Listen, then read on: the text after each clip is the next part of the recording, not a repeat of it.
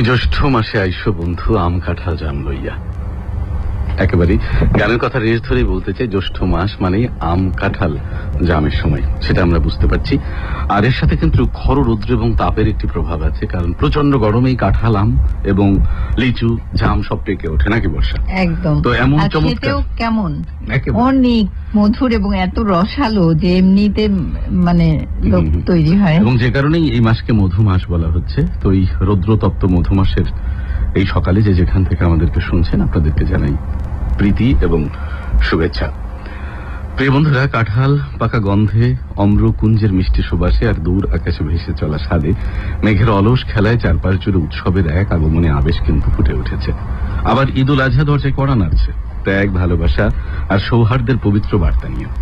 এমন প্রাণময় সকালে বাণিজ্যিক কার্যক্রম বাংলাদেশ বেতারের প্রিয় অনুষ্ঠান গানের ডায়েরি সুরের প্রহরে আপনাদের সবাইকে আন্তরিক শুভেচ্ছা, স্বাগত।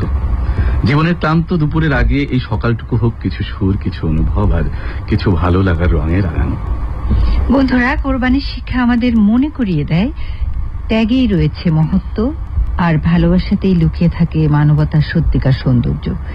সেই চেতনাকে হৃদয়ে ধারণ করার আহ্বান জানিয়ে আজকের আয়োজনে স্বাগত জানাচ্ছি আমরা দুজন, আমি বর্ষা আহমেদ এবং আমি হাসান মাহাদি লালটু।